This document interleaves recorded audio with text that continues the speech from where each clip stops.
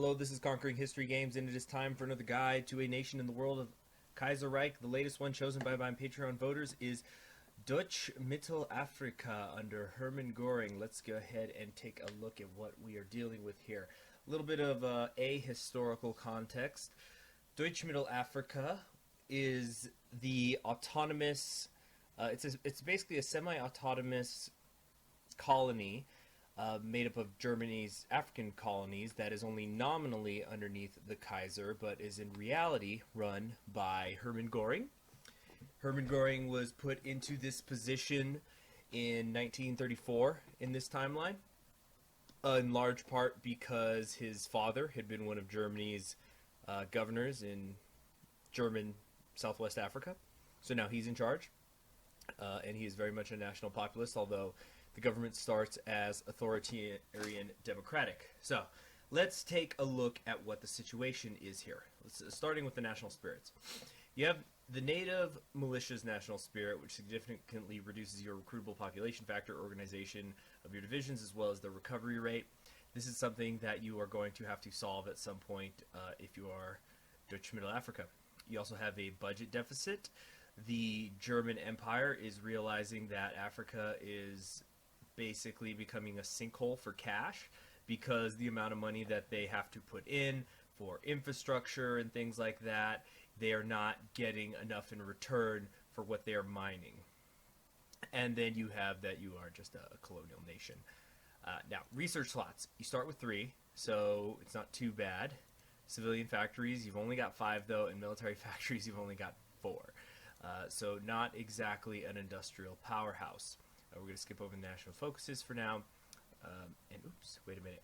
Now you start with a nice handful of divisions though, and in particular, you may know, oh, those are ships. You may note that a few of these here are actually motorized divisions. So that is going to help you move a little bit faster over these large African areas. Also, all of them are already regular level 3 divisions, as you can see here, except for a couple of your militia, because these are supposed to be representing native forces, so those are not German men in those armies. You are bordered by some interesting neighbors here. The Union of South Africa is to your south, of course. The French Republic is touching you. Abyssinia may one day become a figure in how Deutsch-Mittelafrika is. I've heard in roundabout ways that the developers are looking into doing something there because Abyssinia is going to be backed by Germany. But for right now, don't worry about that relationship, nor the one with Egypt. And of course, there is Portugal here holding their colonies, including Angola. Now, let's look at your generals that you have here. Herman Goering himself, you have him as a logistical wizard. You also have several other generals available to you. They're pretty high level. Ones I want to note is Ernst Jungheer here, who is a fortress buster, as well as Von Hippel. You're going to want to keep these guys in mind as we make our way through this recording. So let's start looking at the national focus here. Starting on the left, you have your industrial / research tree / resources tree. The first several focuses here give you, as you can see, there's rubber, oil, steel. These all cost you political power, and also none of these have explanations yet, but I believe it's meant to be implied that you are starting to exploit the area under Goring. You're starting to try to get some of those resources that you're supposed to have these colonies for. And there's civilian factories here, industrializing Africa, and then just your typical military and civilian factories added. More infrastructure here, and then you get your research slot. That's going to be your 4th and final research slot. The military question. This is an event that we're actually going to start on researching this one, and then I'll go over the event when it pops up later, because we cannot do our annual financial statement yet until a full year has passed, and then that is going to be the major turning point in how Deutsch-Mittelafrika works. Over here, you have the expansion of Middle Africa that is going to give you demands on Portugal's colonies and other things. I'll go over those. Then there is your air tree and your navy tree. Just pretty much the normal stuff here. Although there is a lot of fun stuff with the Air Force because Goering is, he was a pilot during World War II. He's very air-focused, air-minded. For example, if you went down here to the Chief of Air Force, he can be one of your, he could be your Chief of Air Force because he's a carpet bomber. He's into that, just in the original timeline. So for right now, I'm just now going to skip ahead to when the military question event focus is finished, and I'll go over that event.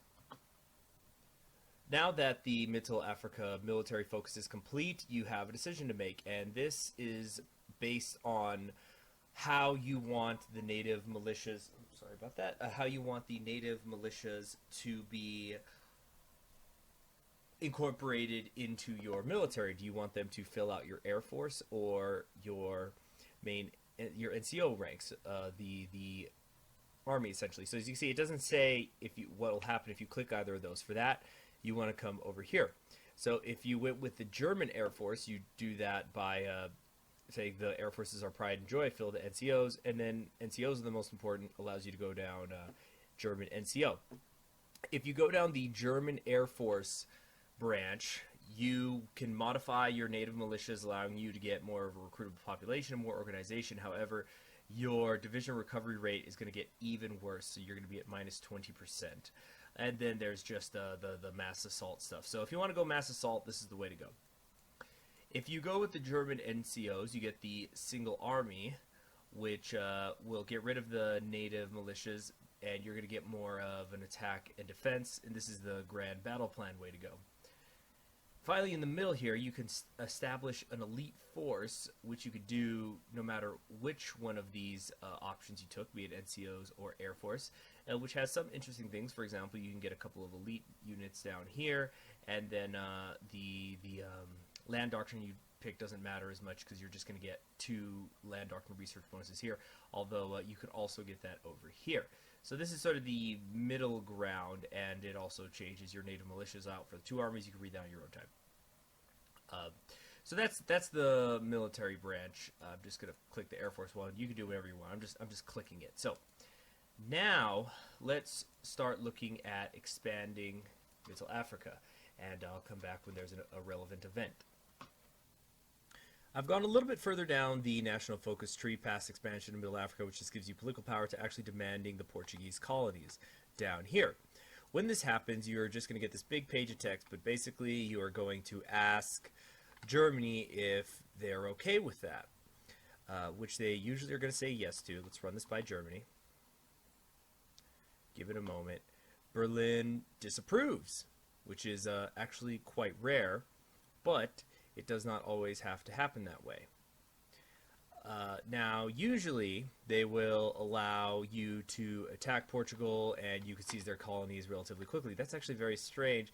The AI is weighted to say yes to that, but if they don't, it's because they want Portugal to join Mitteleuropa. And incidentally, this is another event that might be liable to change because they are working on a Portugal focus tree, the Kaiserreich developers. Now, all of this is currently in 0.4.8. I'm just telling you there are certain events you may want to keep an eye out for in the future. So that's done. Now, usually you would be able to seize Portugal's colonies. You could also seize Equatorial Guinea if Spain goes over to the Syndicalists during their civil war. And if you did take Angola, you would eventually be able to mine it for oil deposits. So now I'm just going to skip ahead to 1937 when work on the annual financial statement can begin, because that's the really important part of this. The annual financial statement focus is just about done, but I thought that I would take a moment to talk about this Liberian event that's going to happen. This is when the United States breaks out into a civil war, which it almost always will, so expect for this to happen. And you get a chance to declare war on Liberia to try to seize it, or you could just have nothing happen. If you decide to declare war on Liberia, the United States and Germany and Liberia are all not going to like you very much. But worse than all that, it's going to cost you 300 political power to do. Liberia has 4 rubber. So it's up to you to decide if you think 4 rubber is worth 300 political power. I personally don't. You can always go get it later by justifying the old-fashioned way or something. But you can do whatever you want. It's your show. So let's let this annual financial statement happen. The annual financial statement is essentially an audit by the German Empire, where they just start looking into what the hell is going on down here in the Dark Continent. This is the way towards 3 different paths on your political focus tree. So I'm going to be going over these from right to left. If you want to head towards the native Statthalter, I hope I'm pronouncing that right, then you are going to want to click the audit finds evidence of corruption at the highest levels, and you're going to let some time go by, and you're going to get Goering's fate. You can either remove him from office or say that you value your heroes. And if you do that, he will still remain in power. But we're going for the native one, so we're going to remove him from office. This also is going to significantly reduce the popularity of the national populists. You then get an option to create a new leader for Mittelafrika, basically the person who is going to be in charge of the colony. And you have 4 different options here. The top 2 we are going to go over a little bit later, but I want to talk about these bottom 2 you have here. Karl Tonga, who would become the head of the authoritarian Democrats and would cost you 40 political power, or you can go with Acharimbi, I believe I am pronouncing that right, the king of Bafut. So Bafut was just this little town, and it was basically a town, and it was in our original timeline part of a British protectorate, and he was very sympathetic to them. So I guess what the Kaiserreich developers are trying to say is that he's now sympathetic to the Germans because they're the ones who were in charge of him. So he also has one of the more, let's say, unique photos, portraits here. So this will open up the native path for you. You can now bypass that one. And what it basically is just like the other 2, really. You're just developing the area.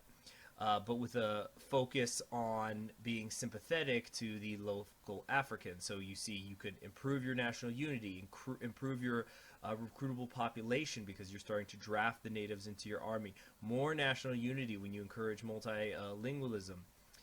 And let's take a look now at the decolonization of the offices. So, oops, this got a little typo there. There we go.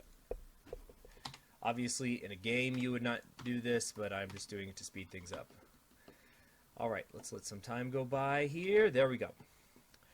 So, decolonization of the offices. Many in Mittelafrika wish to see us grant natives more power within our government as a continuation of our policy of giving natives priority in governorship. Incidentally, you might notice now that you are at a full 90% national unity because you've been incorporating the natives into the country. So you can do power to the natives, which gives you a bunch of new ministers. Read them on your own time. Or you could just say the natives have enough power. We're a German colony after all, and you get a little bit of political power. So this is a good way to totally just swap out everybody that you have here. On the right here is just developments in industry, military factories and stuff. But once you get to the bottom here where you allow for an investment, you will get rid of this budget deficit, which is making your factories not be as efficient or put out as much equipment as you want them to. And that's basically this tree. That's all there really is to it. So now let's go back and take the middle road. Now here we are back at the new Statthalter decision, and if you want to have a German leader, you need to take one of these first 2. These are actually both pretty interesting people.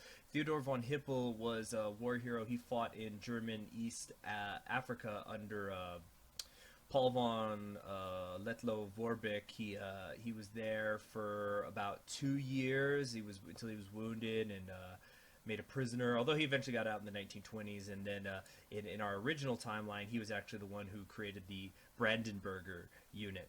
And then you have over here Ernst Juncker, another really interesting guy, also a war hero, got wounded I think at least a dozen times during World War I. Was at the Battle of the Somme, was at Cambrai, a lot of other battles. And he also was a writer. Probably his most famous book is Storm of Steel, which was essentially his diary of how the war went. But anyway, so we're going to go with younger. I think he's a pretty cool dude. He actually lived to be incredibly old. So once you have him in power, yes, you get to bypass that national focus, and you could start taking the middle path of authoritarian, the Democrats under Germany. So let's just, once again, head over to the autocomplete. So, the good news about this path is you can get rid of the budget deficit really, really quickly. So, there it is. And now it's gone. It's that fast.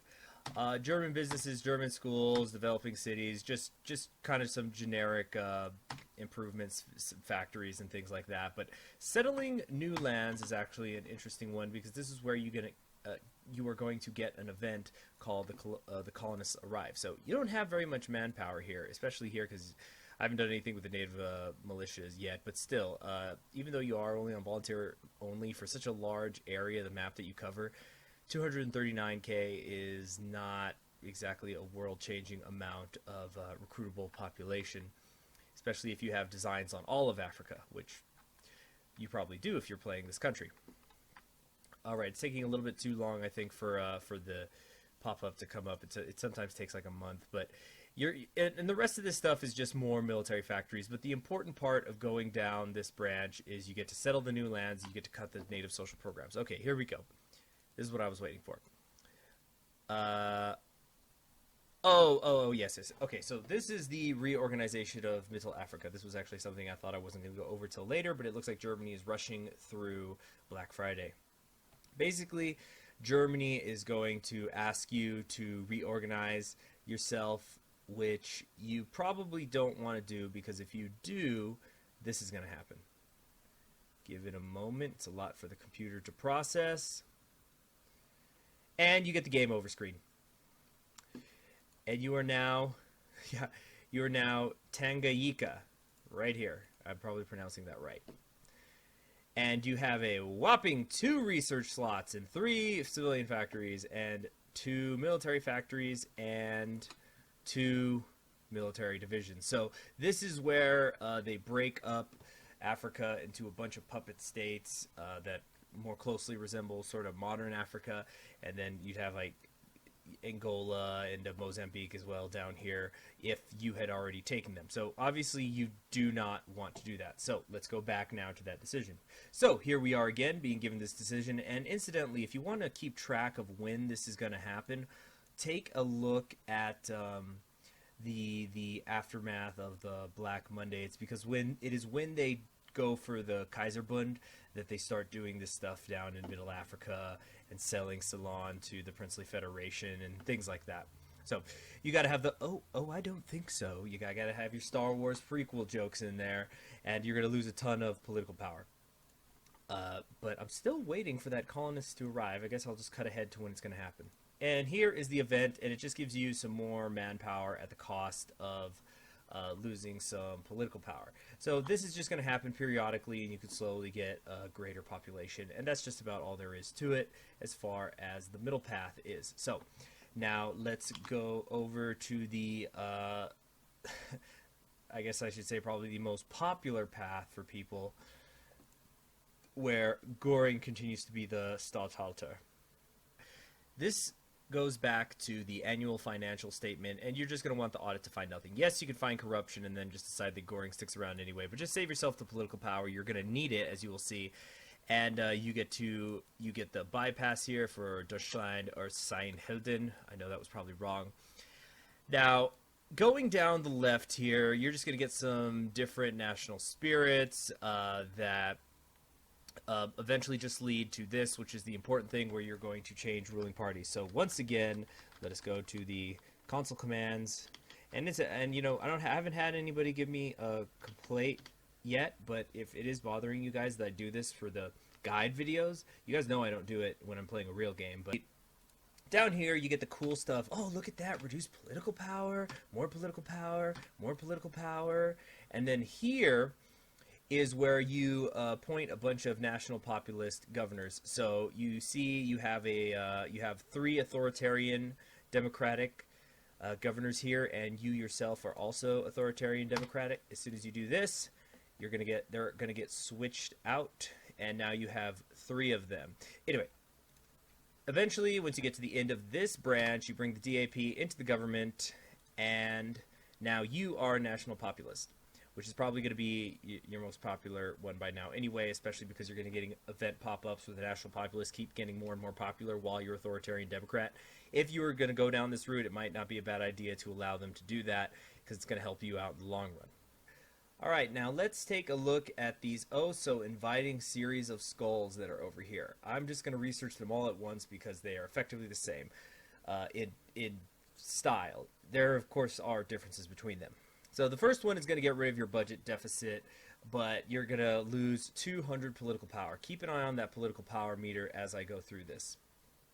Then you're going to get a series of events here that don't have too much detail, but it goes into more detail once the event pops up. So skull roads, settlement cities, logging campaigns, Kaiser factories, and mining campaigns. Let's let some time pass, and they should all pop up.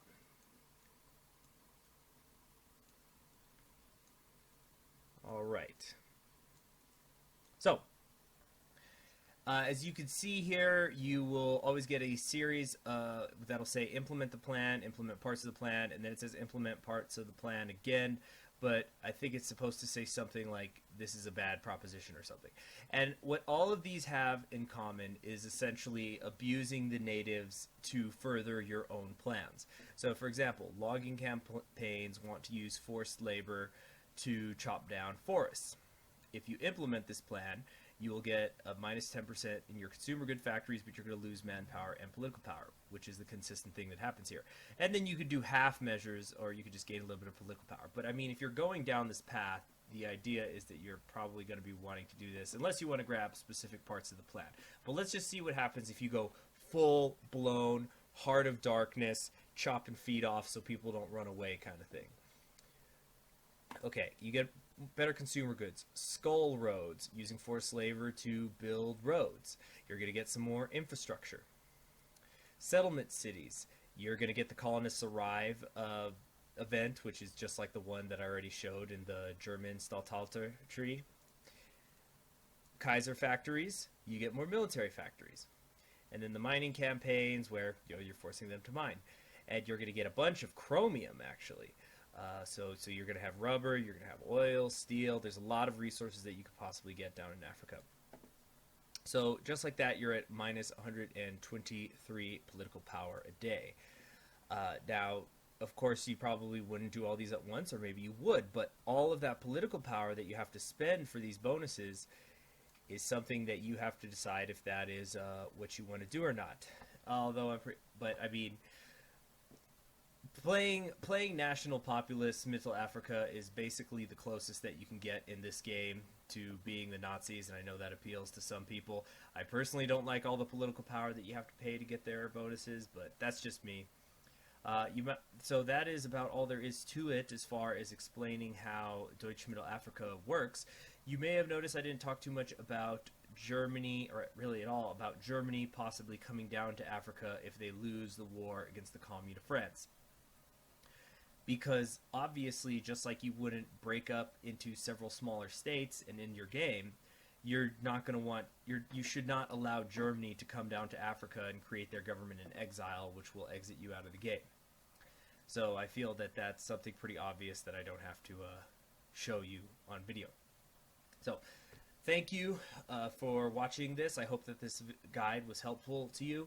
And please be sure to like the video if you did like it, subscribe to my channel, and hit the little bell so you can always be notified whenever I upload a new Kaiserreich guide or whenever I'm live streaming. Comment below if you feel there's something I could do to improve my guides in the future, and you have a wonderful day. Also, special thanks to my Patreons who help the channel make more content and make better content, and who are able to vote on guides that I'm going to do in the future. There will be a link to that in the description below.